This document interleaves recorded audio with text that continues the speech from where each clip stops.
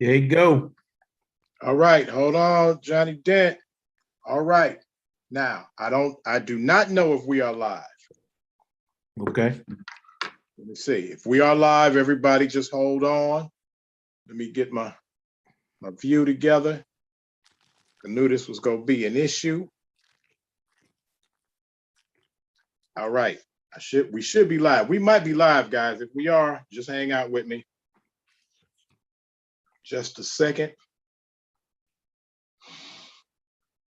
Hold on. You see the gangster chaplain here, and that's if we are live. Go to the Kevin Hurd channel.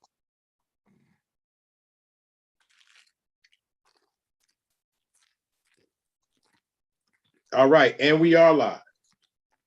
We are indeed alive. Let me get this down. Okay. Talk to me, Cleveland. Here we go again. Hey, let me tell you, as you can see, for the people who made their way over here, your brother Kevin Chill Hurd, and we have it's not the super producer, the gangster chaplain, Johnny Dent Jr. What's going on, Johnny Dent? Russ, it's an honor once again to be in the dojo with the master himself and my big brother, Kevin Chill Hurd. Shout out to all the viewers. All right, now I was explaining to people that due to technical, man, all my computers are down now. So I jumped to my tablet, which I'm on now, and I was unable to get the Facebook stream. So I went right to YouTube. So I told everybody, go to YouTube. So hopefully all our guests will get here. But real quick, just in case they forgot, Johnny Dent, the author. Oh, that book. Yeah. Sugar Boy, A Journey into Manhood, Johnny Dent Jr. A Cleveland top seller at this point. I don't know if he sold out. If we still count. We still counting. We looking at some other venues with that same product though at this time. So. All right, because hey, John, I remember when this came out, bro. It was flying off the shelves. Everybody in Cleveland, you were on the front page of the papers and magazines and getting interviewed and stealing them from the library. Yeah, they was doing it. Okay, and I hate to keep going back to this, Johnny Dent, but if you read this book, Sugar Boy, you find out that Johnny Dent was out here in that life. He was East Cleveland, not a character you wanted to really run up on. And I don't want to, spoiler alert, but he fought the police. And now he's a chaplain. That's funny to me too. I tell everybody I'm just as shocked as you are. And not just a chaplain, Johnny Dent. I mean, at one of the most respected facilities in the world. Number 2 in the world. Cleveland Clinic. Yep. Only superseded by the Mayo Clinic in Boston. John, you probably done sent some people to Cleveland Clinic back in your day. They did make it to Mount Sinai, St. Luke's, a couple other little spots, yeah. And now if you get injured, you roll up to the Cleveland Clinic and they see you, they're like, what the hell? They say they know they got to get it together. It's either the end or the beginning. It's either the end or the beginning. That's what they say. And we do have some people in the waiting room, my brother Harold, but and I talked to you earlier today, Johnny Dent, about Chris Rock getting smacked up. And we talked briefly. And we're gonna let my man Harold get in here. But John, you already know. I know all of them cats. I know Chris Rock, I know Will, I know Jada. You saw me post a picture of young Jada, me and young Jada. I'm actually uncomfortable at talking about it now, even though, I've made no secrets that me and Chris Rock have had some issues. And you know, I had no problem with Will as an MC in our rap days because we were back to back to back similar songs. But as an actor, and he's tip top in the game, but he didn't, he got a little crispy with me a time and a half. So what you think, Johnny? Then before we get Brother Harold in the building, let me digress a little bit. I mean, first of all, in 2012, he was kissed by a reporter. Okay. He hit the reporter with like a left jab. Like, hey, I certainly thought if that was the time to do what he did on the Oscars, that should have had more weight on it than what was said. However, this guy goes out, and I mean, he works tirelessly every single day, not just in his craft, but also on his mind, from jumping out of planes to being in Scientology, to leaving Scientology, seeing a Swami, him and his family. He's doing everything he can to basically get over his fears and show this positive person. And then every time he hits some kind of peak or pinnacle, he get a call. Jada at the red table again, right? Or he come home and he see Willow and see his mother-in-law leaving again. All right, bye. Good seeing you, girl. Kiss. Hey, Will, keep on walking. Those kind of things, coupled with all this, everything that's been thrown at him has been emasculating things. The kiss, the guy sleeping with his wife, and he allowed it. The entanglement, and she looking at him dead in his face.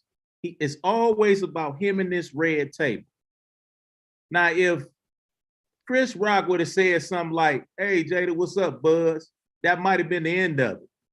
No, he went to G.I. Jane, the one movie where Demi Moore had to prove she was just as good as men in the military, where she told a sergeant, and I don't quote, suck my whoop, right? We remember that. And he calls her that, G.I. Jane, looking forward to seeing the movie. Just yet another emasculating moment for Will Smith. He probably was like, you know what?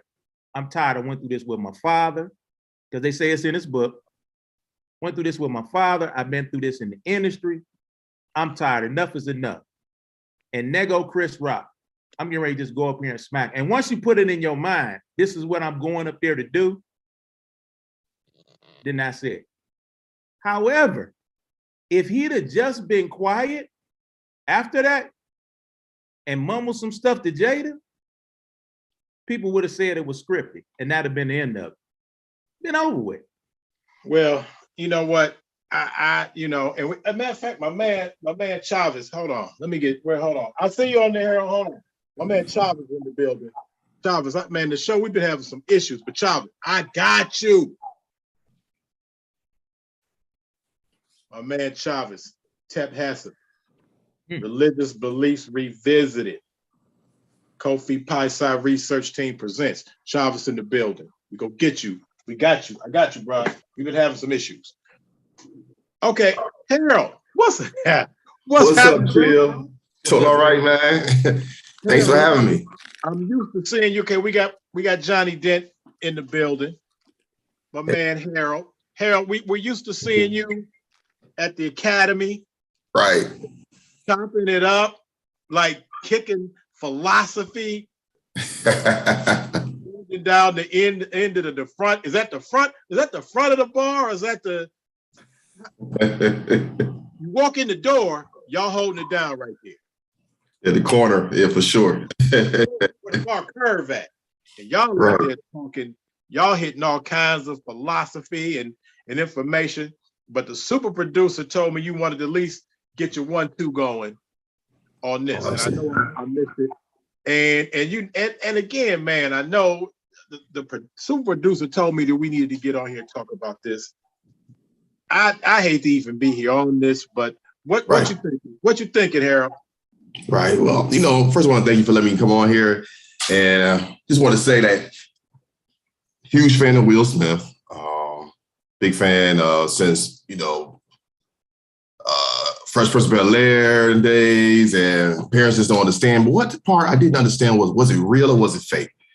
And I looked at it and I'm like, wow, maybe it is real because of Chris Rock's face, and I'm like, he looked kind of like startled. So then I'm looking at Will Smith and saying, wow, this is the best moment of your life that's going on. And now here we are Wednesday, and people not talking about that award you won. They're talking about the slap. So even the people that was on his side is still talking about the slap. They're not talking about the actual award he won. So it was just a dark cloud over the whole night for him, I think. And it was a beautiful buildup. We had DJ there, be nice. We had, two hosts, Wanda and, Blacks hosting out of the three. Packer produced it. Questlove got it. Man, big up to Questlove. Questlove got an Oscar.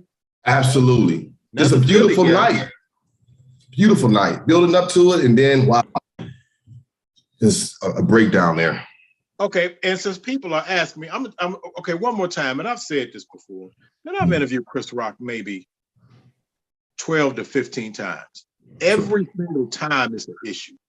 Every single time we have some type of a verbal problem. He's slick at the mouth every single time. Right. To the point where they told me, Chill, you don't have to interview Chris this time. You can let that one pass. I'm like, no, maybe it'll be. But let me tell you something. No matter how slick at the mouth Chris Rock was talking to me, man, I know I'm not getting no props from smacking Chris Rock. No. Man, I come back, they're like, Chill, you smacking Chris Rock? Come on, man. That's negative. I get negative props for that one. Absolutely. And I told Johnny Dent when I talked to him, I said, well, one thing I do understand about Will's position, he was wrong on a whole bunch of ways. But I know what? That's a long ride home with your wife if she feels disrespected. Man, sure. It's a long ride. Hey, despite everything else, and I know Jade. I won't say I know Jade. I'm not gonna say that. I'm not gonna do that. But Jade and I have talked on several occasions. And that's another story. Mm-hmm. Hey, Harold, we'll talk about that one at the Academy. Right. Looking forward to it. But the wild stuff herself to me, man. I'm like, what? I say that was before she ever met Will. This was Jada Pinkett No Smith. But, okay. I need 3 days. With your wife, if your wife look at you like do something, you got a decision to make. But and I've heard all the other stuff, and I know everybody kind of has heard everybody talk about it. But sure.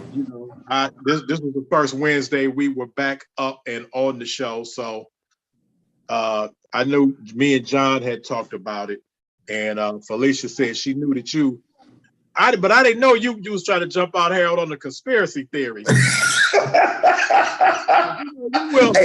I tell you what now.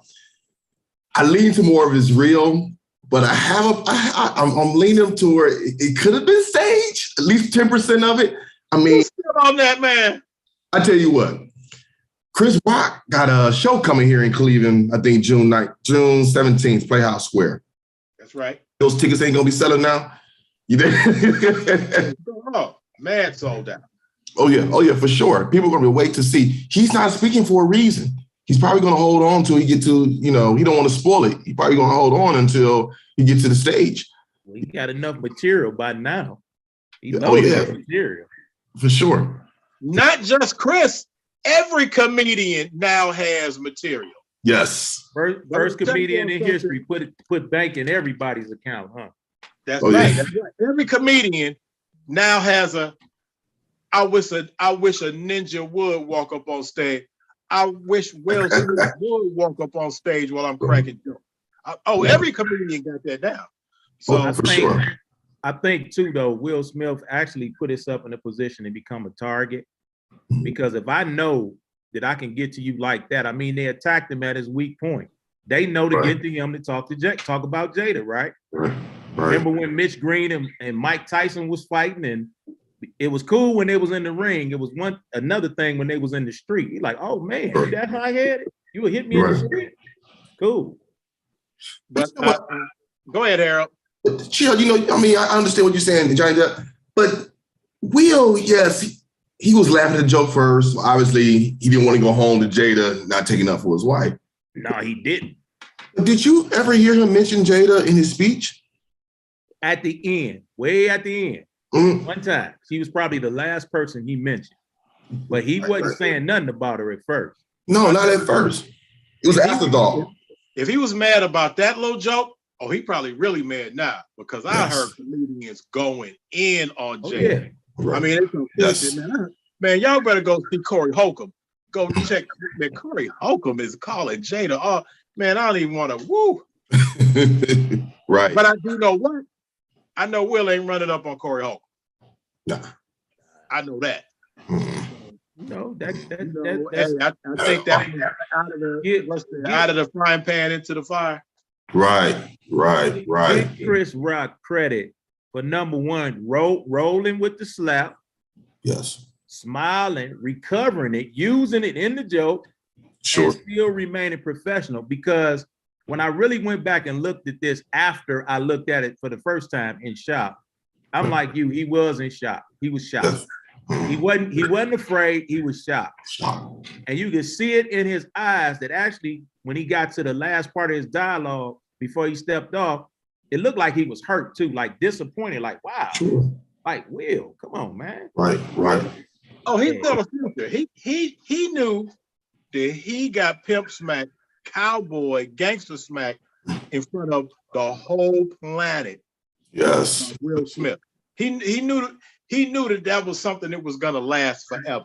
Are you suggesting, Chill, he got Laurie seasoning on him?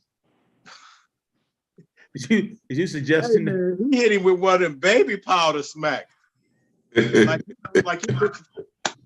no, and I'm a from my martial arts experience, I looked at the mechanics of it too, which was amazing to me. I've never seen anybody put up any type of defensive position. Right. We have a body movement, we call it the blade, when you at least turn sideways. Right. You might not have your hands up, but you turn sideways when somebody's approaching you. So, okay, maybe his reflex is not that quick where he could catch that first smack, but everybody is going to put their hand up after they get smacked. Right. A 2 or 3 piece could be coming next. Yes. You know what, Jill? That's an excellent point, because he actually kept his hands behind his back to let him know, hey, bro, I ain't on this. Like, if a woman smacks you, you at least go grab your face. Like, man, am I cut? Am I bleeding? Is my tooth chipped? Is my lip busted? Nothing. I never seen anything like that. Yeah, I mean, that's what got me thinking, like, was this stage? But his reaction. Back to that again. So what should damage control look like? What should damage control look like? Hey, from who's in? On Will's in? I don't know, Either one. You know what? I don't even want to, you know what? I don't even want to talk to y'all about if I had if somebody had got off on me like that on the stage. And it's the setting too. Sure. That's what has a lot to do with it. It's not even the action so much as the setting. Right. I mean, we from here. Man, it'd be cats volunteering. Like, Chill, what we doing? What you mean to do? What That's another thing. He rode solo. Some of his boys said it stopped him on the way up. He ain't got no boy. Your boy stopped, man. Don't do that, man. I'm talking about Chris. I'm talking about if I was Chris, I'd have people saying, Chill, what we doing? Yeah. How is this a 5 alarm? Is this a 1 alarm? What we doing? There's decisions to be made. I'm not here to talk about all of that. I'm just saying, it's levels to this, man. You just can't, be smacking somebody like that and then think that's the end. Now, maybe they go do it the Hollywood rich dude style. Maybe some chips go get passed back, or who knows, man. But they saying now, well, I guess yesterday Will Smith did apology on, I guess, Twitter or Instagram. But, the committee is looking at this. There's going to be some repercussions for it. They're going to have to do something, yeah. Yeah. And they mentioned today, I saw in the news this morning, that they actually told Will Smith to leave. But he, said, no, I'm not going anywhere. Man, that's gangster. Hey, Will smacking people, they tell him to leave. He say no. Then he get up and get the award for the best actor. Right. That's crazy. That's crazy. I'm just letting you know. That's catch me at the bar, Harold. Let me tell you the real Will Smith, Jada, Chris Rock stories. Oh, I can't wait, man. I done ran, up on all of them. Oh, yeah. I know it's going to be some epic stories. You said Jada, that had to be like before 94, for sure. See the picture I posted of me and Jada? You didn't see it? Okay, yeah. Check my Facebook page. Who had an interesting take? D.L. Hughley said he had a very interesting take. He said, the sad part about this is that everything that we know about Will and Jada, they gave it to us. Like they volunteered the information to us. And now he's upset because we attacking what he gave us. Absolutely. I mean, he's embarrassed. Just recently she was talking about his performance. Yes. Then she kind of scaled back on that, but she talked about the performance. I mean, embarrassed to that. You can't get no bigger than that as far as a man's ego, his performance. I saw the deal. He said they gave them. They're giving the people the club to hit them with. Yes, that's exactly what he said. Absolutely. So man, that's unfortunate. Hopefully they'll get that sorted out. I've heard people talk about those rich people problems, but I hate to see two brothers rich or not. Hopefully all of us will be rich. So that's not an excuse, people to get smacked and we not care about it. The goal is to be successful. Yes. And if he want to show me something, saw the legs off the red table, pour gasoline on him, live on Facebook. Woof. That's how you do it. It's over with. Hey, Johnny Dent, he should be good at the red table now. He got a smack attack. He should be good at the red table. He got love at the red table. You get a smacking for your woman. It should be love at the red table. But nothing else should be said, huh, Chill? I'm just saying. But Harold, I was telling Johnny Dent back in my competition martial arts days, because the crew that I rolled with to the tournaments, we all won. So losing at the tournament wasn't the issue. It was the ride home with everybody else that won. I'm talking about you have it. They got jokes for how you got punched, kicked, or flipped, and you like, oh, we're not doing this again. So it's the ride home. Will didn't want that ride home. Oh, I get it. Have either one of y'all ever seen, like, had one of them nights where you joking with somebody and say, hey man, I don't feel like all that playing. And you like, okay, something going on with him. Let me bag up a little bit. It's not that you're afraid of him, but you just like, let me leave him alone. Will broke code. He didn't give him the signal like, all right, man, joke. No, he laughing. You don't go from laughing to you get up and roll up on stage and smack him, brother. Right. That's he snapped. Like, we're not doing that. Don't do that. We're not doing that. Oh, okay. All right. Right. Remember the Robin's Nest? The Robin's Nest, the comedy club? Yeah, you talking about in Cleveland, down the way. Man, I went in there one night and I go in the corner chill. All of a sudden the lights go bing, right on me and who I'm with. And dude just go in. What y'all doing over here? I'm like, dude, this ain't the time. He like, what that mean? I'm like, okay. I'm like, all right, man, we not supposed to be us. He like, well, how long y'all been together? Y'all married? Y'all, dude, Hey, But that just reminded me. I was gonna say something else, Harold, and this might come up when you talk to other people. As a journalist, we cover stories that people don't like. Man, it's been many times. Like I've done editorials at the Call and Post. I've put out editorials.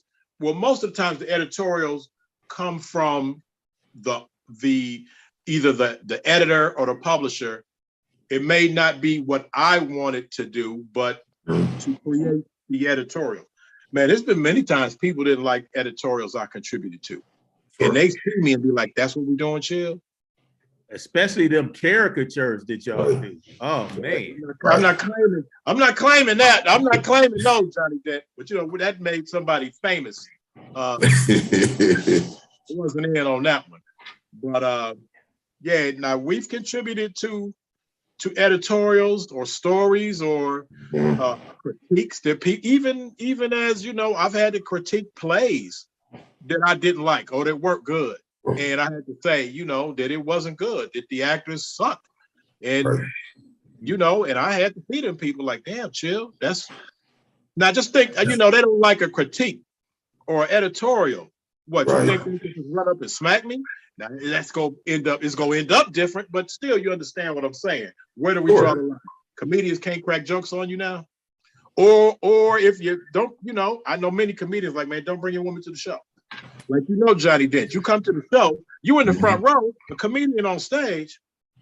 They coming. What it is. But you know, what's funny, I don't know if you remember, we all made jokes on Arsenio Hall about one of the band members. And he said, oh, come on, y'all, it's just a joke. You know, I know he was younger then, but still, the whole time, he's a comedian himself, lightweight. And he laughed the whole time. When he walked on stage, he had a smile on his face, and he walked off, he had a smirk on his face. It wasn't until he sat down and you saw like, oh, maybe this is serious, that he started cussing. Now, that's another part. When did Will start doing all this cussing? He didn't do it on his music. Hey, I can't say with him on that one because I have never cussed on any of my songs. Right. And I'm sure y'all have heard me cuss before. So, we're gonna shut this down. Hey, I appreciate you, Harold. We're gonna get my candidate out. Well, I can't say my candidate. We're going to bring a candidate, Meredith Turner, out. So Harold, hey, bro, thanks for jumping in with us. I'll see you at the appreciate you, man. Hey, I'm coming because I gotta hear the story myself, Harold. I gotta hear it. I know that's right, Johnny. Thanks, bro. All right. Peace. Have a good one. All right. Sign them out, King. All right, let me get, I see, hold on, man, this is, I'm telling you, this new, we got Meredith coming.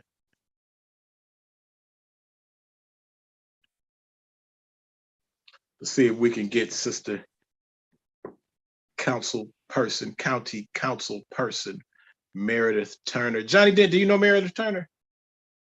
Yeah, I know Meredith. Who don't know Meredith Turner, the illustrious Meredith Turner, Getting all glossy right now. Miss DST herself. Who don't know? Lip popping.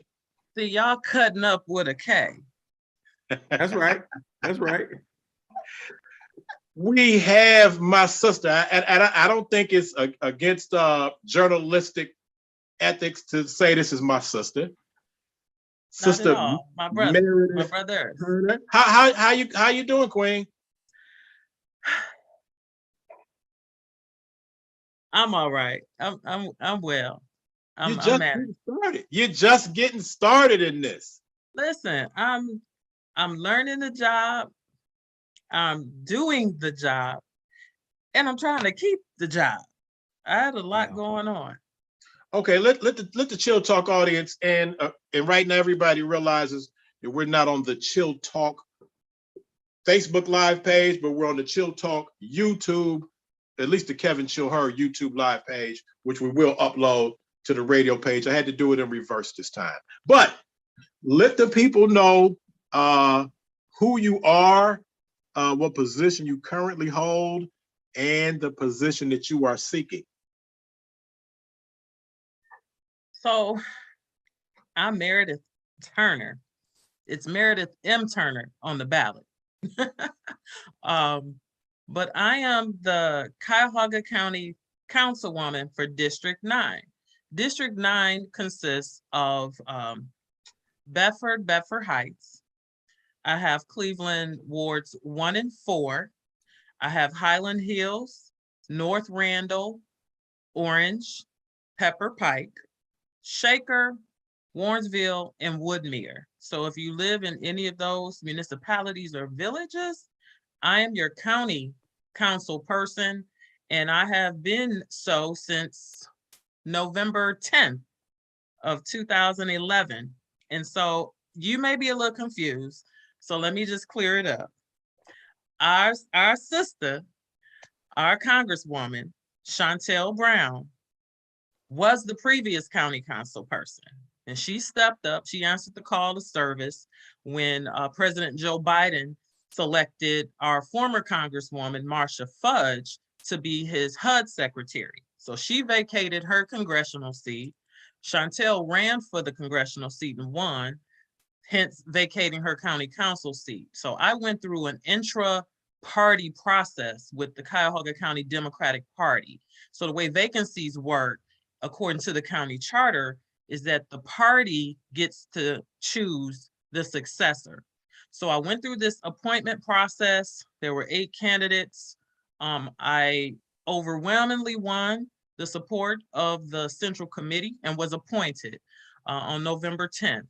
And so my first day was November 11th, and I hit the ground running. So that's my story. I'm sticking to it. Okay, so you got the position. Now you're back out here. You have to run again. But you know, anybody, first of all, I think that's super cool because you represent both of my areas. You know, everybody knows I'm a Lee Harvard Ward 1 person for life. But I have been known to occupy Shaker. Yes, so you got me covered either way. I got you covered. I got you covered anyway. Anyway, but you know, we know you from before then. We as a servant of the servants of the people. Give us a little background. We know you from working with oh man, we miss Stephanie Tubbs Jones so much. I know, oh my God, I know you miss her. I personally miss her. She supported me in my journalistic duties and kind of foretold the future on my behalf. But you know, you tell us, you know, you rock with Stephanie, you Sherrod Brown, you done hooked up. Sherrod was on Chill Talk, and we and thank you for making that happen. But tell us about your ins and outs of politics from the non-candidate side. Absolutely, because this side is very new. I've been around. I'm not new to this, but I've been true to this. I have been a community activist. I have been a public servant in so many ways, just not as an elected official. Let me just take you back to community college. You know, 30th, 55th, and Central. You know, that's where my people come from. I learned how to swim over there at Cuyahoga Community College before they cemented up the pool. But I've lived in the Glenville area off 105 in Superior over there. Congresswoman Tubbs Jones lived around the corner. I didn't know her back then, but you know, we all 6 degrees of separation. I lived on Manor off 93rd in the Mount Pleasant community. My family moved to Shaker when I was in the 8th grade. So I'm the first person in my family to go to college and graduate with a degree of higher education. Came home, went back to Shaker, started subbing because I had a degree. And that led to me going back to school, get a master's in education. So I was teaching 6th, 7th, and 8th grade about 1998 when I met Stephanie Tubbs Jones at her parade going down Kinsman. And so since I lived on the other side of town, I had never been to a Labor Day parade. I didn't even know about that. I ran into Jim Jones, who was campaigning, I think, for Cordell Stokes was running for council against Zach Reed. And I used to coach in Jim's basketball camps out of college. And so I rode down Kinsman. I saw everybody. I was just waving. I guess I was getting prepared. See how life imitates art? I was riding down Kinsman, just waving my hand. Were you waving like that? I was waving my hand like that. And I was hanging out with a girlfriend named Vashawn McIntyre, who was trying to introduce me to somebody named Michael Taylor that worked in the Congresswoman's office. And so I met Michael, I met the Congresswoman that day, Labor Day, 1998. She smiled at me. She hit me with them pearly whites. And it was just on and popping ever since. You know, her staff let me come in her office, which is where I learned how to be a congressional staffer. I learned about the community engagement. I met all the elected officials on the landscape at the time. So I was just like happy to be a fly on the wall, carrying her purse, picking up garbage. You know, I like didn't have any real aspirations to be, you know, in the political space. She just took me in and mentored me, Chill. And I wanted to be around that. She had powerful Black women in her office. And I just kept coming back to that. So I became a Delta in 2007 and she wrote my letter. You know, sometimes when I want to remember what she thought of me, I go back and read that letter, you know, very special to me. But she introduced me to Sherrod Brown in 2006 when he was running for Senate. He won. I think we was at Gerald Levert's funeral. Right. Down at the music hall. And her office was helping to coordinate, you know, the activities and everything. And I do want to sit there because I want people to understand when you say Sherrod Brown, he was running for Senate, we're talking about United States Senator, not a state. Right. We're talking United States. You know, we only get 2 of those. United States Senator, but go ahead. That's right. He was a congressman at the time. And he was running for Senate. And but back to the funeral, I was working and, you know, doing the stuff that I'd usually do, running around with my head cut off, whatever. And the Congresswoman, she floated in there with the Congresswoman from Detroit, Carolyn Kilpatrick Cheeks, Kwame's mama, my soror. And Congresswoman introduced us like we was just old girlfriends, because, you know, that's how the Congresswoman made you feel. She made everybody feel like, you know, you were her best friend. And she introduced me and the Congresswoman said, "Oh, I think you have a job." And that's how I learned that I was going to be going to work for Senator Brown. Now I went through an interview process. I went through a process. They didn't just give me the job. But I was selected. I worked for the senator for over a decade. And during that time, I just built on many of the relationships that I had already fostered, whether as an educator or, you know, hanging out with the Congresswoman. I mean, we wasn't just hanging, half five, and we was working. You know, she would have an event. You know, I would be part of the planning and organizing and strategic team. You know, her staff really let me come and be a part of what they were doing. I can't take credit for anything that I'm doing now without mentioning Dr. Betty Pinkney and Beverly Charles and Michael Taylor and Saulette Reed and Patrice Willoughby, who's their chief of staff. You know, she just meant so much to the journey that I'm on right now. So that's how I got here, Chill. All right, and we got you have an event coming up. Is it called Chicks and Politics at the Cigar Bar? Is that the name of that? Right. This is part 2. We had chicks and we had sticks and politics. The first time. What was the sticks? The cigars. Okay, all right, just making sure.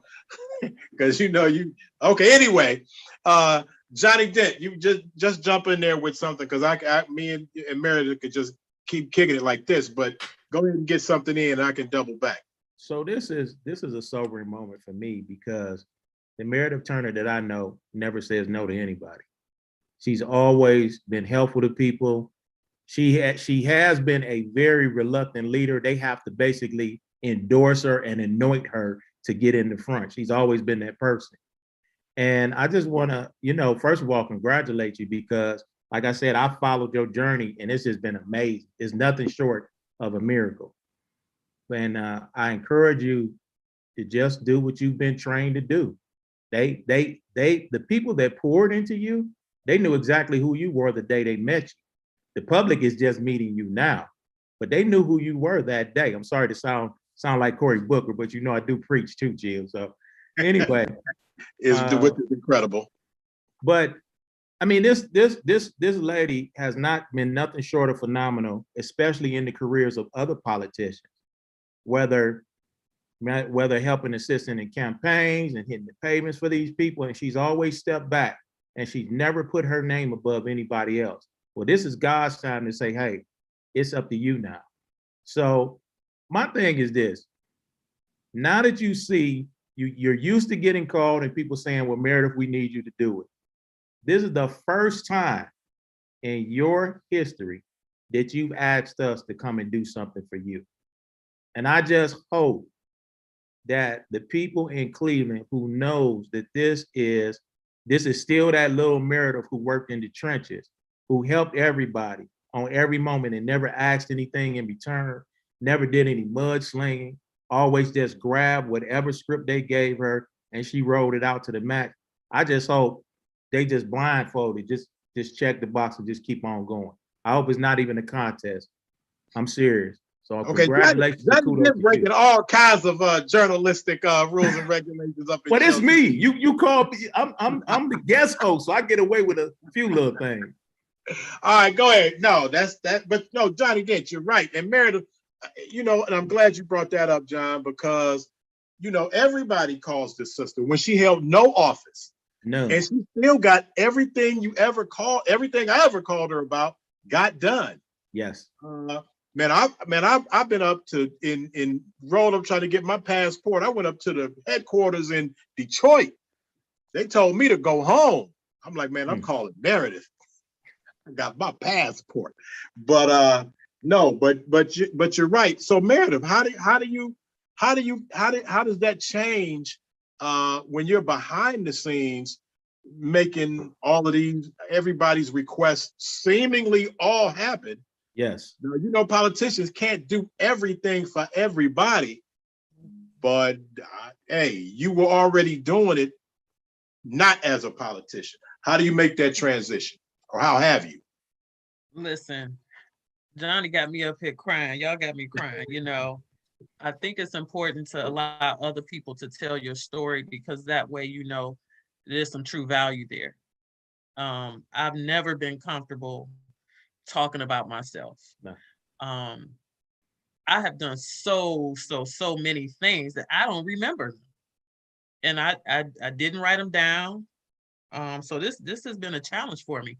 We just had All-Star weekend. So I'm a former basketball player. I'm gonna use basketball analogies here. I have more assists than LeBron James. Talk about that's right.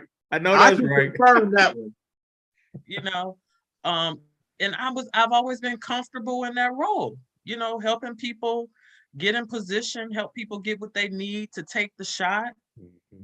I was happy to celebrate, other people's victories and other people's successes. And I do that because I want that in return. You don't always get that in return. And somehow I've managed to be okay, as Brother Johnny said, I don't need to be acknowledged for the work. But, this time I found myself in the paint. My mom had just passed away. Chantel was moving on. Yeah. I'm like, I only got 3 seconds in the paint. What am I going to do? Am I going to pass this back out to somebody? And I looked. Don't get me wrong. I know you did. I know because I know you. The You selfless probably person in me, right? Yeah, Brother, I'm 1,000, 2. Right. And so I had to take the shot. When you're in the paint, they say you're supposed to go hard. So I didn't have long to think about it. I took the shot. I have been a little nervous about all of these questions I get. Now that you're in, what are you gonna do if you know, when you get reelected, what's your plan? And I'm like, I am learning the county infrastructure. I am learning how we do business. I am learning who we do business with. I am doing my research and investigating. What am I able to do? What I have learned since I've been there is that the county council has some very specific duties and responsibilities. And I'm going to share that with our listeners, because sometimes we expect too much from elected officials. They can't do everything. We need y'all to do y'all part, and then we can hopefully fill in some gaps. But one of the things that we do is we check, it's, the three branches of government: executive, judicial, legislative. We're the legislative branch. We do have a judicial system. We have our court of common pleas, right? And then we have the executive branch and the executive. Well, without going into a whole bunch of nebulous words, the county council controls the pocketbook of the county. The executive runs the county, his departments, his directors, right? We don't supervise the staff within these departments. That's the executive's responsibility. We can approve appointments that he makes. We can draft legislation with resolutions and ordinances. We collect taxes.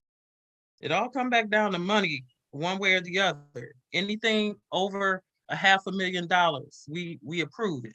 So the executive can do nothing without bringing his plans to the council, and then we approve it. All I look at in all of my committees are contracts, agreements.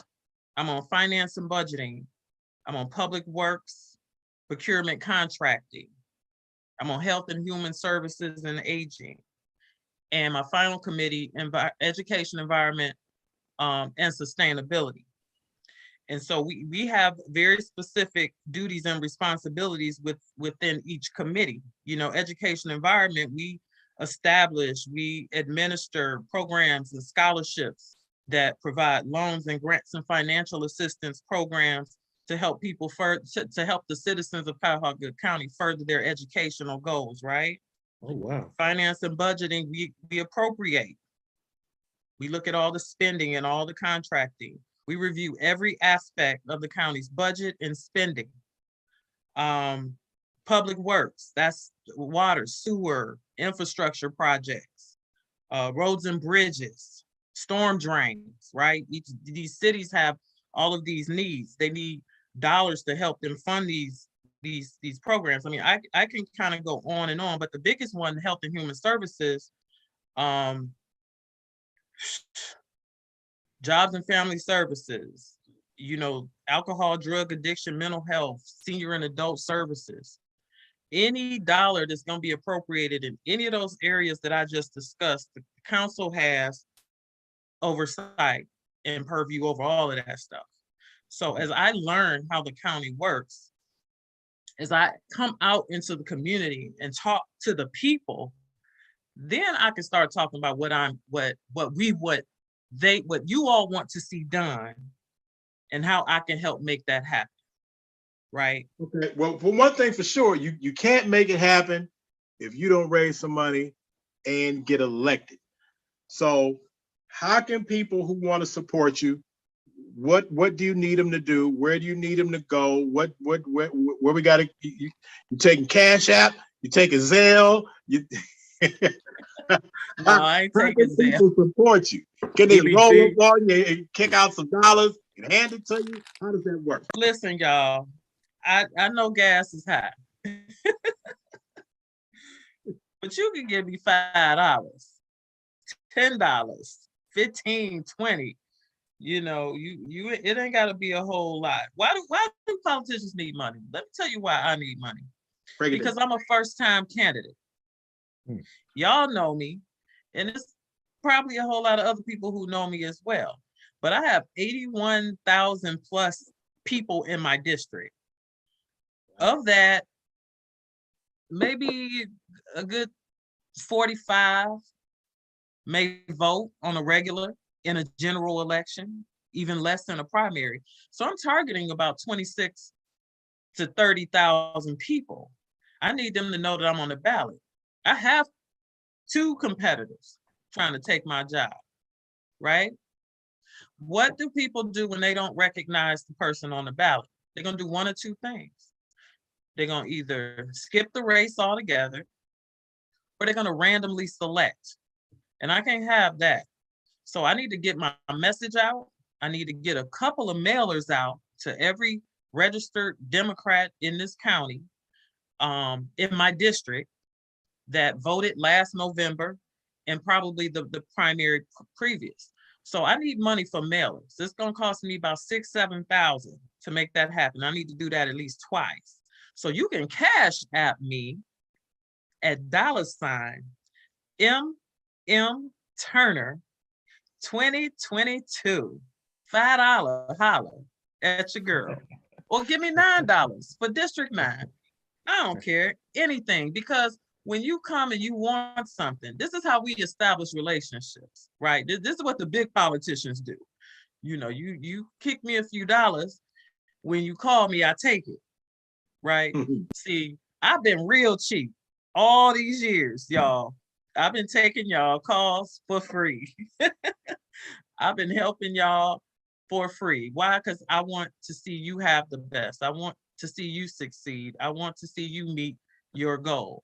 And so my philosophy, being on the other side, Chill, is that I'm going to treat you the same way that I'm going to treat myself. Because I see you as an extension of me. Mm. When you call in and, you know, I'm trying to move heaven and earth to make something happen for you, because that's what I would want somebody to do for me, right? Even if it is at the last minute, right? That's what we do for one another. So I need a couple dollars, y'all. All right, so we got the Cash App on there. It's in the chat. So we got the Cash App. Saturday, Congresswoman Brown is opening her office on Shaker Square. So that starts at 3:30. If you in the neighborhood, y'all should come through, you know, celebrate with her, help her open up her office. And then I'm gonna be at Shaker Cigar. And this is open to men and women, even though it's called Chicks and Sticks. It's open to anybody, and I'm looking for the address to Shaker Cigar, which is 3581 Lee Road. It's like right next to that Sunoco gas station. So it's some parking there. It's parking across the street at Firestone. So don't come and get overwhelmed and think there's nowhere to park. You can park across the street, you know, at Firestone. I'm gonna have some food for you. Chef Stacy Stoudemire. Stay, oh, you do it like that. Chef Stacy, now listen, you're really not supposed to spend money at fundraisers because you're trying to get money. But my mama taught me to be hospitable to people that come to see you. So if you come see me, you can have a drink and you can get a little something to eat. And probably even smoke a cigar. I don't smoke cigars, y'all, but I did last time. So we might have that for you too. Or maybe you just want to try it, but come spend a few minutes with your girl, fellowship, philosophize. I'm sure we have a lot to talk about, the Oscars and everything. See, well, let me tell you this. We will put for everybody that's interested in the in her event at the cigar bar, I will post that up on all of my platforms. You see it on the main platform, the Chill Talk radio page, and of course all on my personal pages, and Felicia will handle also it on her end. So all the information about the event, we will post it. I'll probably post it right after this on the page. Okay. I got And, another event I want to share with you, brother. come with it. It's called My Sister's Keeper, Bold to the Polls. This is hosted by the Divine Nine. All right. And so you can come even if you're not a member of the Divine Nine, because maybe you want to be. And maybe you want to be in a place with some people, get to know some folk. Or maybe you just want to come see me and bring me a couple dollars. Bowl, get something to eat. But we're going to be at the French Quarter, the Lanes. Y'all probably know that as what? Southgate? Southgate Lanes. Southgate Lanes. 40, no, what's the address? Y'all know what's Southgate. Everybody knows what Southgate Lanes is. 2400 Southgate Park out in Maple Heights. So we're gonna be there on April 22nd from 5 to 8. Come get yourself something to eat, hang out with some D9 members. And if you're part of the D9 and you just want to come, do not wear your letters, do not wear don't wear no nail yet, because this is a political fundraiser and we are all nonprofit 501c organizations, and we do not nonprofit. Look, endorse. nonprofits cannot be political. Cannot be political. Give But less. you as an individual can come and support your sister. That's why we call it My Sister's Keeper. Early voting starts Tuesday. That's April 5th, next Tuesday, April 5th. So you can go down to the Board of Elections and you can cast your vote for whoever, but definitely for me if you live in my district. If you moved recently, or especially if you've moved since the last election, last November, you have until Monday to update your registration. You want to do that. If you show up on election day, they're gonna make you vote provisional. Now it'll count eventually, but it won't count on election night. So We don't want to wait for that. no, you don't want to wait for that. And then election day is happening May 3rd. I know it's been a lot of confusion about redistricting. Ohio is in national news about what they're trying to do here. They just do not care about what the people want, fair districts. But just know that the county executive race, the county council race, and some local judicial races are happening, and you can start to vote as early as Tuesday, April 5th at the Cuyahoga County Board of Elections. All right. Meredith Turner, County Council person, and that is Ward what? It's District 9. District. See, I'm back on the District city council. 9. District 9. Bedford Heights, Cleveland Ward 1, Ward 4, Highland Hills, North Randall, Orange, Pepper Pike, Shaker, Warrensville, and Woodmere. And I have the endorsement of all of those mayors. I'm working on council. I have union endorsements. I have the Cuyahoga County Democratic Party endorsements. I've been posting them on Facebook. Come visit my Facebook page, Twitter, Instagram. I'm everywhere. I can't even remember them right now. I feel like it's finals week. And well, certainly I've seen all of the mayors and all of the council people are supporting you. So it does look like that you are at least doing well on that front. But you I'm working hard. It's politics, so you can't. You've been working hard. You've been working hard. You always working hard. You've never, and in fact, after this, you're gonna need a rest. You always working hard. It's nothing new.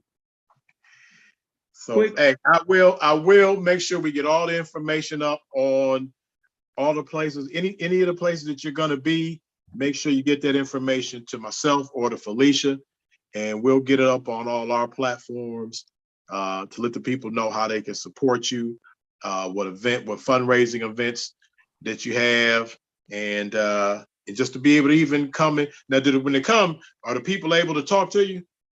Of course. And I hope they will take a picture with me, because I'm always taking pictures of everybody else. And all I got is of myself is selfies. So yeah, come talk with me. Give me your thoughts and ideas and your energy. I'm doing this because I love y'all. Yes. Not because I need a title or a position. I already had one. Just as being Meredith. But I do count this as a great, great honor. I want to do the very best that I can for my family, for myself, and for you.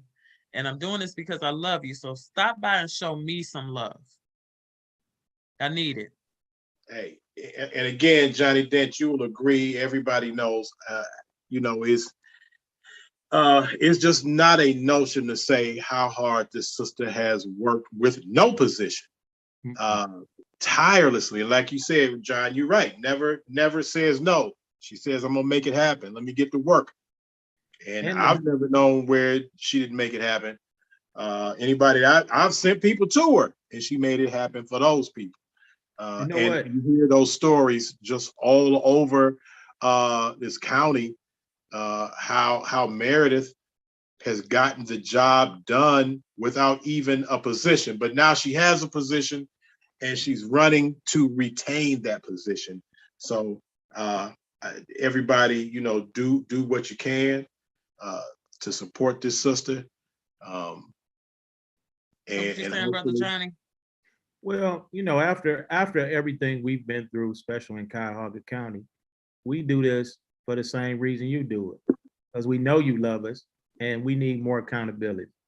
We need people to hold people's feet to the fire to do the right thing, especially with these different various new administrations coming in and stuff. So that's why I really love it. So the vote was already there without the interview. I'm just saying, but And we need y'all to tell the stories that matter to everybody. Yeah. And specifically our community. When I saw Brother Chill last week at the academy, it wouldn't have been right for me to not acknowledge him. Right? The work that you've been doing to help get our community vaxxed. Yeah. Oh my God. We all have a service lane. Mm. You may not be the one running for office, right? That's one way, but we have advocacy and we have activists out here. Yes. And you've been doing that. And so I want to uplift you as you uplift the stories from our community and the people in our community, because we all matter. So Meredith, you all for having a chill street, right? In Cleveland, right? Hey, Meredith, that we'll talk to you about that after the election. Right.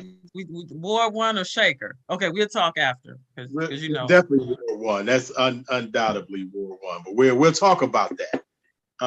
But we appreciate you. We love you. Make sure you get us all the information. I have the cigar bar information. I'll get that up. But the other information at the lanes, get it to myself or Felicia, and we'll make sure we get it up on all our platforms. All right. Love y'all. All right. We love you, Meredith. Love you, Mo. Much blessings, much success. All right. Good to see you. Okay. All right, Johnny Dent. We are about to let in the one and only Tammy Tarleton. Are you ready for that, John? Come on with it. Come on with it. Let me see if we can get Tammy in the building. Man, this is a reunion. Johnny Dent, we're about to have a reunion. For all the old school hip hop people, all the old school MC Chill, 40 Below Crew fans. I know that's not what she's here for, but we talking some old school talk. So it's loading up. Look at that. Oh my God. The lovely Tammy Tarleton. Are you? Can you hear us? Can we hear you? Yeah, I hear you. Can you hear me? We can hear you. All right. All right. We have Johnny Dent guest hosting. Now my dog wants to start barking. Johnny Dent guest co-hosting in the building. Tam, it's been a long time. We got a lot to talk about. We got a lot of history. A lot of history, man. But right now, Kent State. Kent State for sure. But the reason you're here is that you have some product out. Yes, Tell us sir, what you're doing, what you've been working on. What do we have? I have a new book. Bam! This is how you doing, man? my new work, it's a collaborative. If anybody knows me, I love collaborations. It is with myself and a ghostwriter named Nephew. I won't give away too much info about Nephew, but he's my nephew. He's a poet in his own right. He's a true man of God, and he's very gifted. And so we wanted to come together and do this project because, you know, during everything that was going on in the world, it was a lot of the slow motion for artists had to kind of recreate themselves. And especially me as a vocalist, it just was not a lot of work out there. And so I went back to one of my other loves, my writing, my poetry. And, you know, it comes from way back in '06, he and I used to collaborate on we would like battle and exchange. I got this, what do you have? You know, and it just kind of fostered something really cool. So in this particular work, it's called Double Lines for These Times. It's my second self-published work. And in this work, what we did, the concept of double lines is, I throw out a topic to you like riches, right? And you put something down, and then I put something down, you know, and it's two different perspectives, but it's the same topic, and we kind of just battle it out line for line. Is it male, female, or gender based, or? Yes, actually, yes. He is my nephew. He's a male, and he's also, what makes it really interesting, he's from a different generation, you know, of course, and he has a military background. So we have very different perspectives, but we've come to appreciate and respect each other's different perspectives. And I tell people, you don't have to agree on everything to make something great happen. You know, you can agree and put something great out there and make it diverse and give people something different to embrace. Okay, Tammy, how can we get the book? Where can we find it? How can we purchase it? How much does it cost? It's $10. It's Amazon. It's available on Amazon. And locally, I'm working on some other things, but it's definitely available by Amazon.com. You can order it for $10. That's it? That's $10? $10. Man, $10 is dangerous in the right hand. Hey, but you know, when you put something great out, you know, God will multiply it, He'll bless it. I'm not even worried about that. I really just wanted to express myself creatively. It's been a while. And this is the back of the book. This is the pink leopard, which is actually a real animal. A pink leopard is a rare leopard. And of course, I had to put some lashes on it and, you know, give it a little female touch of mine. But pink leopard has a story. It's a rare and beautiful animal. It's often called the strawberry leopard. And I chose this picture, and I chose to write about the pink leopard in one of my works because the pink leopard and I share some qualities. Many people don't know I had suffered for many years from an autoimmune skin situation of psoriasis, and it would leave pink patches on me. And I had to just kind of learn to really embrace that part of me because we had sought all kind of treatment and everything. And then years later, I found some natural remedies to not totally make it go away, but to deal with it much better than the professionals had put me through so much with it. But, you know, the pink patches just signify, you know, my ability to overcome and triumph in spite of whatever was before me, whatever challenges. I still had to run track. I still had to wear dresses, you know. And so you have to kind of learn to embrace your challenges and what makes you different because it also makes you special and unique and beautiful. All right. Now, and can you give us a few of are the poems broken down in chapters? When you open it up, does it tell you the different titles? Can you give us some of the titles that we will see? Yeah, absolutely. So this is if I could also, it's like a total familiar work. I have my great niece, who's also a poet. She did the last page of the book, and she titled it Onward, signifying that, our legacy of writing and love for writing is going to carry on into the next generation. It's an array of topics: beginnings, hard reset, couscous. We have, let's see, life, love, loss. So we go through the pros and cons of this thing called life. Because it's not all roses, and you got your thorns in there. You got to get through some things. So we picked some challenging topics, some different topics, and then we just went at it, about 14 different topics, and we just expressed ourselves openly and candidly. Okay, we're gonna get some more information about the book. And Johnny Dent, I'm gonna let you get some questions there. Don't start the old school 40 below crew questions. Just You're not the high school lover at 40 below, and if you feel you know the deal, his name is MC.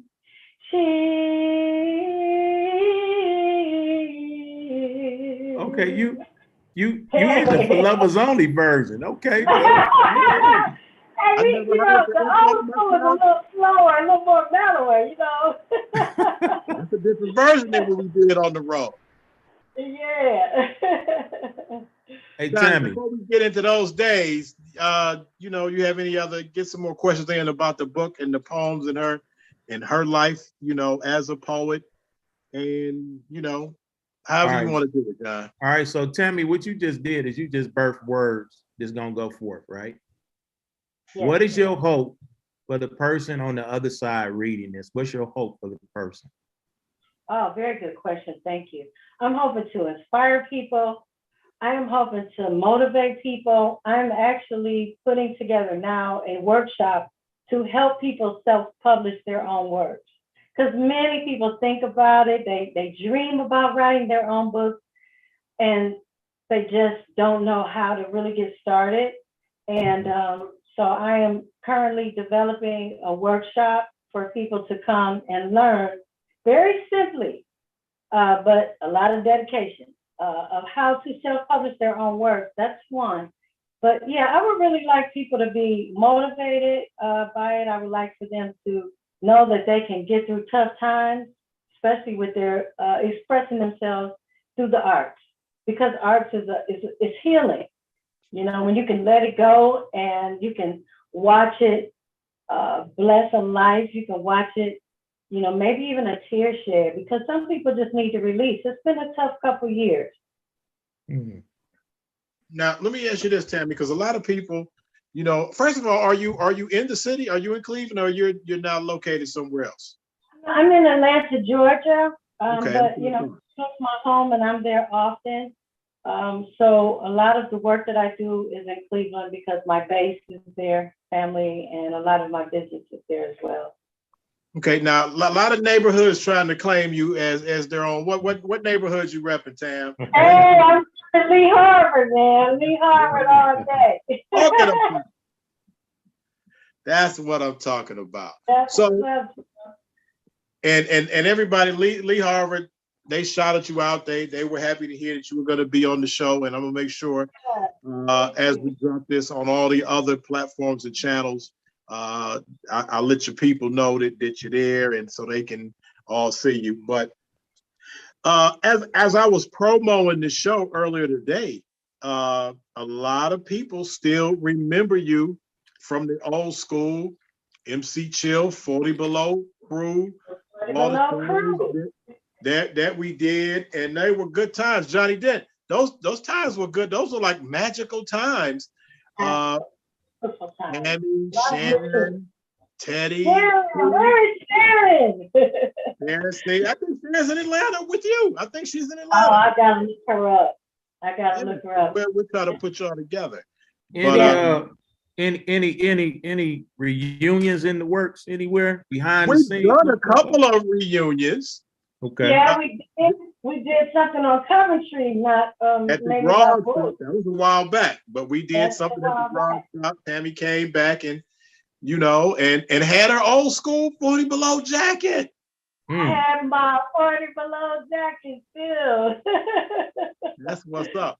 What are some of the things? I mean, because I talk about those days all the time, but what are some of the things that you remember just from us out being on the road and doing shows with other rappers who are now like pioneers? What are some of the things you remember? I remember opening in Cleveland and Run DMC was on the ticket. LL Cool J was on the ticket.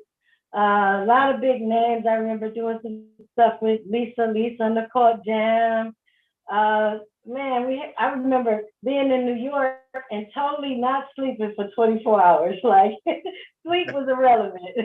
We were on cue at some club in New York, and it was a great time. I mean, we traveled. The Southern Belt tour was the best. I mean, we went to Alabama and Tennessee, and it was an adventure.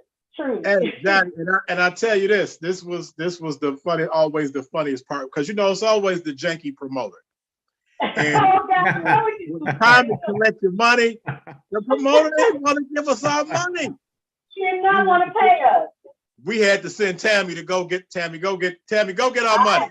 Our money. I'm sorry, I came too far. I performed, and we're gonna get our money today. I think I had backup in the back seat. Somebody was behind me with a firearm. I'm not gonna say no names, but we don't need to let them know that we was rolling. Hey, we had to come get our money. Had to get our money. Hey, John, we didn't play about our money. No, So, you know, we had to get it handled. But Tammy, one of the shows that I remember that you really stood out in, and you mentioned it, the show we did with Lisa Cult Jam, that was in Alabama. And you did your thing. And I think even Lisa kind of recognized you and started, you know, kind of talking to you. We had a conversation in the limo. We sure did. Yeah. Oh, wow. And Is that John, in the book? That is in the book, or you keeping that to yourself? That was for free. Okay. Hey, John, that was an outside show. That show was hot. Yeah, it was burning up. And I even think the fans got so riled up, I think they snatched our dancers off the stage that day. Oh. Got pulled off the stage. Yeah, it was mania. We had on a lot of jewelry. Sharon and I used to wear a lot of bracelets and necklaces, and we pretty much had to give them our jewelry because they just, it was like, that was the first time where I was like, wow, we're kind of famous, like kind of for real. People really, they were like, hey, give me something. So we just started giving them stuff. It was amazing. And yeah, so, and I talked to Beatmaster T today. Oh, wow. So I talked to T today. So he told me to tell you what's up. But yeah, John, those were good days, man. And Tammy, she added so much to the show. She actually, I think Sharon recruited Tammy. She did. It was a beautiful situation. I had actually sang at the Renaissance Ball at Kent State. And I didn't win, but I came back the next year and did a tribute song for the contestants. And Sharon was like, hey, yo, you know, why don't you come over and audition? And I was like, okay, you know, I was excited. And our voices, they gelled really well. And our personalities. Sharon was amazing. And Kelly, even, you know, Kelly and I, we had good chemistry. And we still do, yeah. Yeah, and I think, is she in Atlanta as well? Is Kelly Chapman in Atlanta? Kelly was in California the last time. Okay, she was in California. But yeah, John, it was when, you know, we needed another performer. And Sharon was like, I have somebody. And when she said Tammy Charlton, I was like, oh, we can get Tammy? Like when she come and join the crew, people already knew Tammy's talent. Beautiful sister, beautiful voice, great personality. And the thing about it, she was already there with us. So that was kind of a no-brainer. She was at Kent State on the campus with us. And I remember one time I was supposed to have a math test, but we had that gig in New York, and it didn't happen. I was in New York. I'm sorry. I had to go back and take math again. retake the test. Don't blame that on the 40 Below crew. No, John, we had a ball in those days. So now, John, you can ask some of those questions. Right. So you was talking about how this book has been therapeutic for you. Yes. What's next? What's coming next? Because most authors, after they finish that first work, they're like, okay, I'm gonna get to the next thing while this is going in production. What's next? Well, actually, yeah, thanks for asking that. Actually, this is my second self-published work. This is the first one. It's called Teapot of Poems. This is back in '98. This is self-published also. And I this is that one when you were in the column Post. Yeah, that Wow. you did a whole story for me, Jill, on the column post, in the column post about this work. And so I wanted to, push this work out. I have a program for children. It's called, I have a website, and it's tamsings.com. And we do some wonderful things, like we do percussion instruments, and I have them name all these different percussions. It's Tam's Tender Age Music is the name of the program. Okay. And it's tamsings.com is the website. And summer camps, workshops for young people to expose them to all the different percussions. And I did that the first year of COVID. Because again, the students, everybody was kind of on freeze, but percussion instruments, you don't have to blow them. It was a safe instrument to still do some programming efforts with. So I chose that, and I did a few workshops for the 17th Foundation in Cleveland. Real quick, because you're not new with working with our youth. Even when you were in Cleveland, you worked with the school district, and you were there at the school district, and I even saw you kind of interacting with the kids, and it looks like something that you loved working with the youth, and they were able to relate to you. So I'm glad to see that you're still keeping that part of it up. Yeah, and for me, what's next? I'm still a vocalist at heart, so I'm always looking for an opportunity to do some vocal work. I still do background vocals for rappers, but it must be clean and tasteful. And I'm just looking to really just stay at my artistry. I would love to write for a local magazine or newspaper, maybe a blog, or, I have a ministry for women in my heart, and our voices need to be heard. We're some true overcomers, and so anything that promotes a positive image for sisters, I'm all about that. Mm-hmm. Okay. Well, go ahead, John. So have you told any of your mentees, your students, that you were instrumental in hip hop? Yeah. When I do my intro, I give them my background, and a lot of times they want to hear it. So I have to break out with some of the old school tracks and let them know where I came from. So Tammy, you're in that clip, this man on YouTube, when we did the show at the Music Awards. Were you in that show that Arsenio introduced us? And was it in Cleveland? It was in Cleveland. I haven't seen it on YouTube though. Okay, I might have to say. Okay, what about the show It's 2 clips. It's one on YouTube. It's another one in New York that is clips. But one of those 2, you're definitely in one of those 2 clips from That those was 2 cool shows. to see. Yeah, that would be great to see. For those 2 shows at least. But yeah, no, again, man, it was cool just to have you hanging out with us on tour, supporting the group, supporting me. You definitely added to what we did at a time that was groundbreaking. Yeah, Chill, I was thinking about you. You were just a great leader. You still are. You represent our culture well. And just man, a solid man. I remember once we had a dangerous show. We were at Woodhill Park, and they started throwing bottles at us. And Chill was like, you brought us to a huddle, and you were like, look, y'all, they're throwing bottles. What y'all want to do? And I'm like, man, crank the music, man. We up here now. Once they hear the music, they gonna be all right. We up, look, we out here now. And we out here now. Hey, I was like, we can roll out. I think that's a show we did. I think Kid Play was there at that show. But yeah, at Woodhill. And anytime you rock at Woodhill, you really better start rocking. Ready. Anything might happen. Yeah, no, hey, John, it was many times where, I had to come to the group and say, do y'all want to perform? Do y'all not want to perform?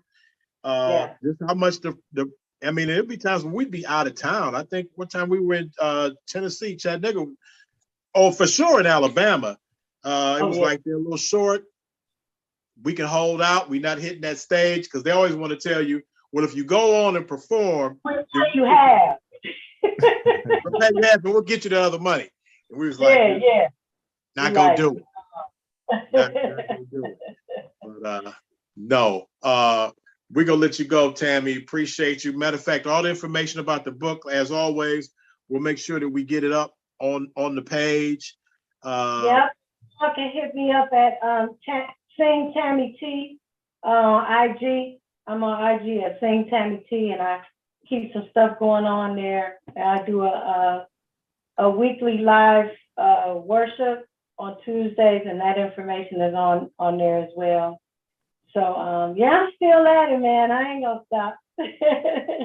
All right. I'm glad to see. And John, she says she's still doing some background vocals for some rappers. She said they gotta keep it clean. Got to be clean, huh? They don't know. They got the Queen singing background for them. Let's go. Yeah, I'm liking this web page too, samsings.com. It's pretty nice. You did this too? Actually, no, Chris Sanders did it. He's a friend of the family. He's very professional. Okay, maybe you ought to link up and put the interview with ChillTak on there too, since you got the interview with Kenya Brown. Definitely want to do that. Yeah, I've done some work with Kenya Brown. As a matter of fact, just 2 weeks ago, she had me on Access Cleveland, and we talked about the book.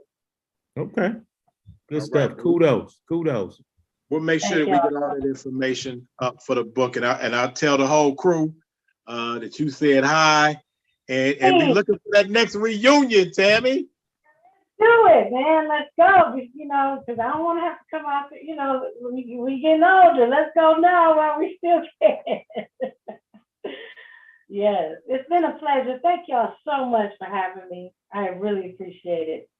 All right, glad to have you join us, Tammy. Anytime I get a chance to talk to you, it's like old times again, and always appreciate you and your talent. And I'm glad you're still out here using your talent on all fronts. So that's what's up. Thank you for being you and repping yourself well and your family, and doing everything you're doing. Kudos to you, man. Much respect. Right. Thank you, Tammy. Love you. Thank you for being on the show, and we'll stay in contact, okay? All right. Thanks much. Bye-bye. All right. Johnny Dent, we covered a lot, bro. Man, that's yeah, all right. Yeah, we covered a lot today with under extreme circumstances. Had to do the show from my tablet. Both computers went out on me. So We'll get that Mac, together. what's going on with the MacBook Pro? That too? Oh man, the MacBook Pro is dead. I had to. Dr. Janice, gave me a Surface to rock with it. Now that one is getting kind of full of information. I had to break down with the tablet for the day, but we'll get it together. We'll get one of these two things working. But no, John, man, to see Tammy again is cool, man. It brings back memories from all of those old school MC Chill shows. And she just shouted out, we did shows. She was with us in shows in Alabama, in Tennessee, in New York, and those were real groundbreaking times because they weren't. It wasn't a lot of rappers not from the East Coast making those type of runs.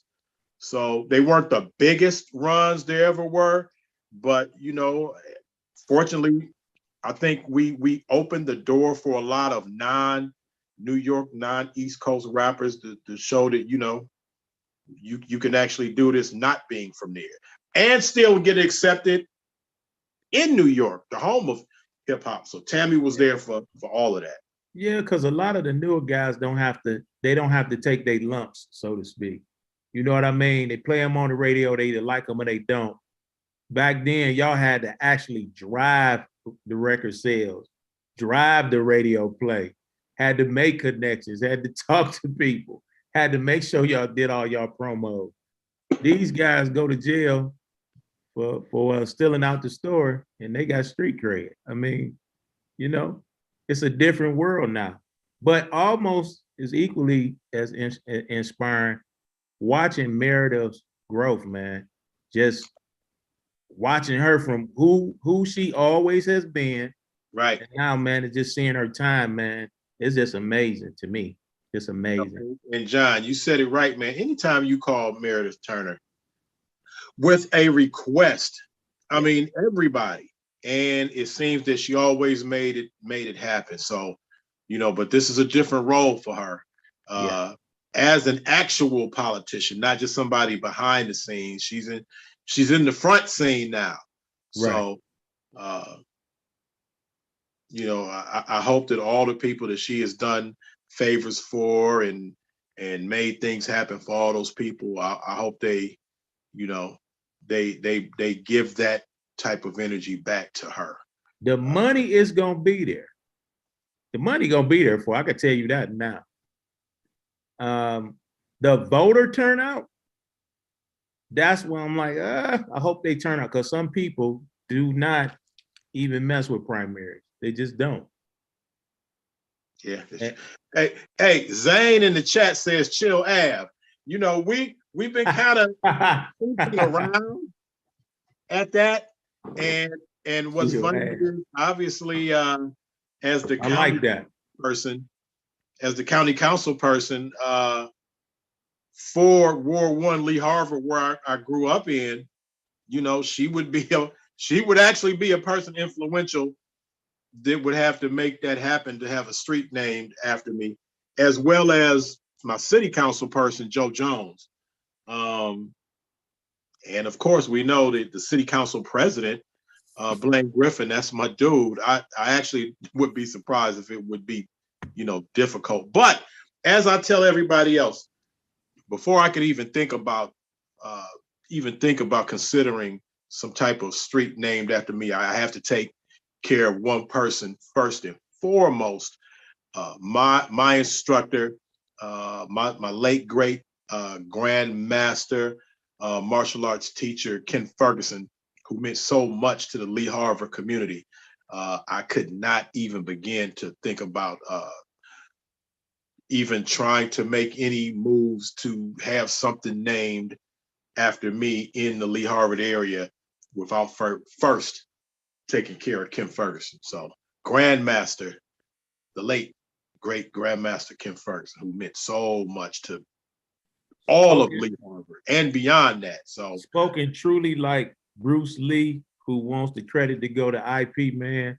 Just spoken truly in the way and only you would do it. So yeah, that makes perfect sense.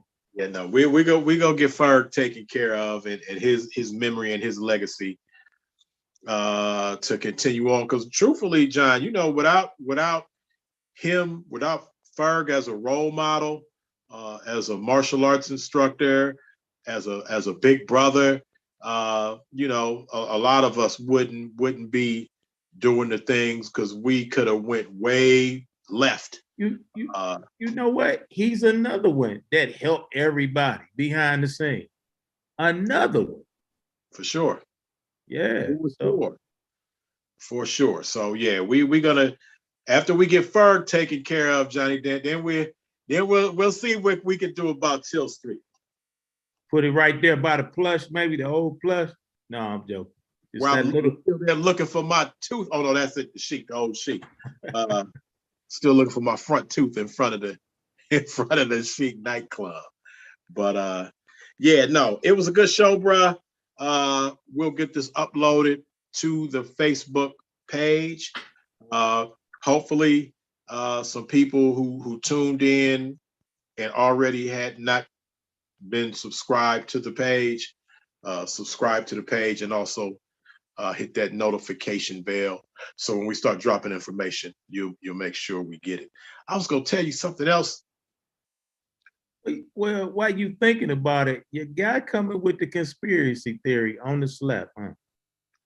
Well, that's what Harold does, man. He always looking for that conspiracy theory. You know, I'm anti-conspiracy theory, but well, who needed the publicity? Because Will didn't, and Chris definitely did. I don't know what publicity you go get from a conspiracy. Letting somebody, man, that smack was harder than Sidney Poitier when he smacked that dude in the hot house in heat of the night. Man, that had follow through. That smack had follow through. Do you think Jada? That dude that hard to try to kiss him. Do you think Jada whispered set it off to him? See, Johnny, now we got to shut the show. I'm just asking. Like, you know, like in Captain America, the Civil War, they said a combination of words, and she was like, set it off. And because he smiled at first, and then it was like he was programmed, like, phew. Man, John, I so don't want to keep talking about this, man. It just wasn't good all the way around. Both sides need our support. All sides need our prayers. And definitely as a community, we definitely need to uplift one another. We'll get through this like we get through everything else going forward. Go backwards to go forwards, you know. But if you want to roll up on me to hear my version of my dealings with Chris Rock and Will Smith, roll up on me at the Academy or something. We can talk about it. Jada, I'm leaving that alone. Anytime I interviewed Jada quite a few times too, and every time I interviewed her, it was all I can say. She was very sharing with the information. Some of it I couldn't print. That might be the problem, because she was very sharing of information. I tell you that for sure. And as a journalist, you want people to be forthcoming with the information. Unlike Chris Rock, who ain't just had nothing but some old slick at the mouth stuff to say the whole time. But that's another story. But yeah. When Frank Lucas and Madeira is coming to console you, there's a problem. All right. Hey, Johnny Den, appreciate you, bro. Yes, sir.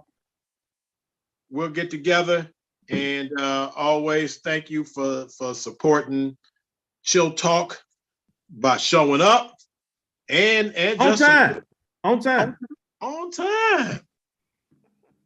And speaking of which, I know everybody gone now, but if you see it all over again, you can also support the show, support the platform, Cash App, $, money, the number 2 chill, $, money 2 chill. Anybody just want to, support the cause, get this computer fixed. No, I got a new MacBook in my future, so we gonna be good on that one. All right, John. Anything else before we shut it down? Nah, bro, it's always an honor, man. All right, man. We up out of here. Maybe I'll see you at the Divine 9 event for Meredith. Obviously, again, I have to be there as a bipartisan journalist. But if I go to hers, I need to show up at other people's. But we'll work that out. So, all right, John Dent, we up out of here. Throw them up. Peace. We gone.